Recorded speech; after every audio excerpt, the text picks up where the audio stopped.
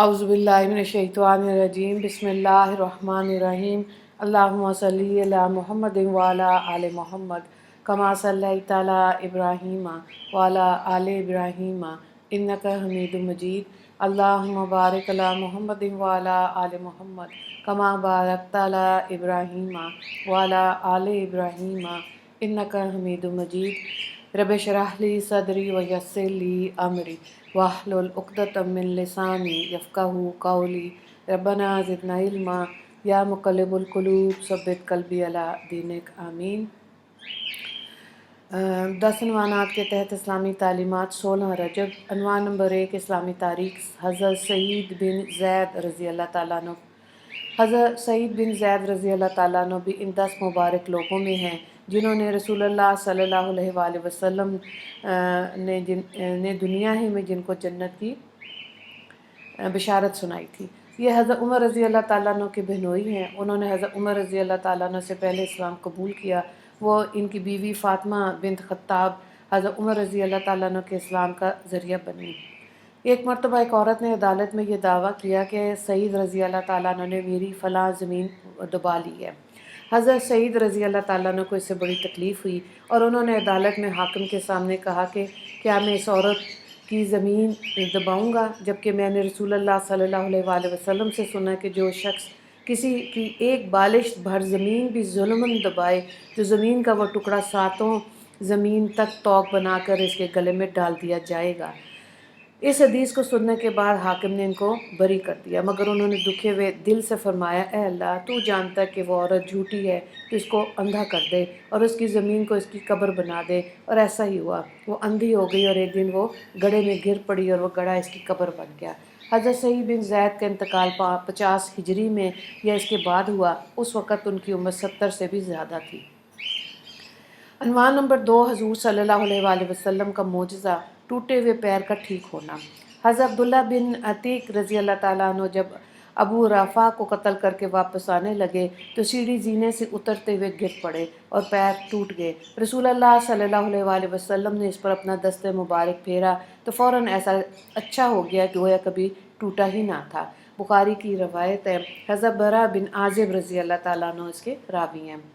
عنوان نمبر 3 ایک فرض کے بارے میں، نماز میں قبلے کی طرف رخ کرنا۔ قرآن میں اللہ تعالیٰ فرماتا ہے، تم نماز میں جہاں کہیں بھی ہو تو اپنے چہرے کو اسی بیت اللہ شریف کی طرف کیا کرو۔ سورہ البقرہ آیت نمبر 144۔ مفہوم یہ ہے کہ قبلے کی طرف رخ کر کے نماز ادا کرنا فرض ہے۔ عنوان نمبر 4 ایک سنت کے بارے میں، کھانے کے بعد کی دعا۔ کھانا کھانے کے بعد یہ دعا پڑھے، الحمدللہ الذی اطعمنا وسقانا وجعلنا من المسلمین۔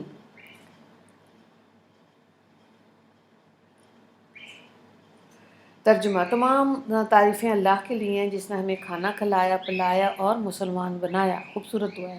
ابو داؤد کی روایت ہے۔ حضرت ابو سعید خدری رضی اللہ تعالیٰ عنہ اس کے راوی ہیں۔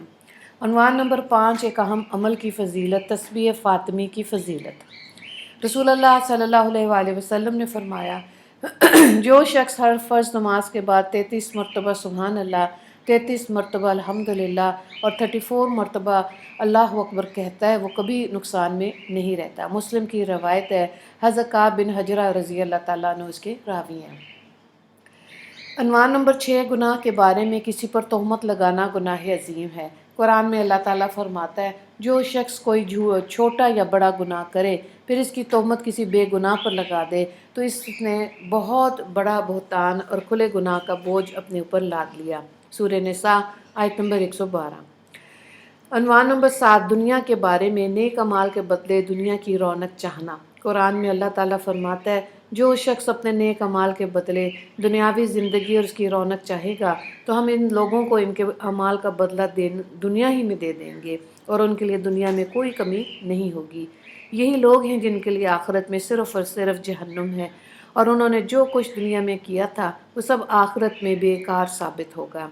عنوان نمبر 8 آخرت کے بارے میں، اہل جنت کو خوشخبری۔ رسول اللہ صلی اللہ علیہ وآلہ وسلم نے فرمایا، ایک پکارنے والا جنتیوں کو پکارے گا، تم ہمیشہ تندرست رہو گے، کبھی بیمار نہ ہوگے، تم ہمیشہ زندہ رہو گے، کبھی موت نہیں آئے گی، تم ہمیشہ جوان رہو گے، کبھی بوڑھے نہیں ہوگے، تم ہمیشہ خوشحال رہو گے، کبھی محتاج نہ ہوگے۔ مسلم کی روایت ہے، حضرت ابو سعید اور حضرت ابو ہریرہ رضی اللہ تعالیٰ عنہ اس کے راوی ہیں۔ عنوان نمبر 9، طب نبوی سے علاج، میتھی سے علاج۔ رسول اللہ صلی اللہ علیہ وآلہ وسلم نے فرمایا، میتھی سے شفا حاصل کرو۔ حضرت قاسم بن عبد الرحمن رضی اللہ تعالیٰ عنہ اس کے راوی ہیں۔ مفہوم یہ ہے کہ میتھی کا جو جشاندہ نزلہ زکام کو دور کرتا ہے، پرانی کھانسی، پیٹ کے پھوڑوں اور پھیپھڑوں کی بیماریوں میں بہت نفع بخش ہے، سینے میں جمے ہوئے بلغم کے لیے بے حد مفید ہے اور قبض کو دور کرتا ہے۔ عنوان نمبر 10، نبی صلی اللہ علیہ وآلہ وسلم کی نصیحت۔ رسول اللہ صلی اللہ علیہ وآلہ وسلم نے فرمایا، تم اپنے مسلمان بھائی سے جھگڑا مت کرو، اور نہ اس سے ایسا مذاق کرو جو جھگڑے کا سبب بنے، اور نہ اس سے ایسا وعدہ کرو جس کو تم پورا نہ کر سکو۔ ترمذی کی روایت ہے، حضرت ابن عباس رضی اللہ تعالیٰ عنہ اس کے راوی ہیں۔ وآخر دعوانا ان الحمد للہ رب العالمین، اللہم اغفر للمسلمین والمسلمات والمؤمنین والمؤمنات۔ السلام علیکم ورحمۃ اللہ وبرکاتہ۔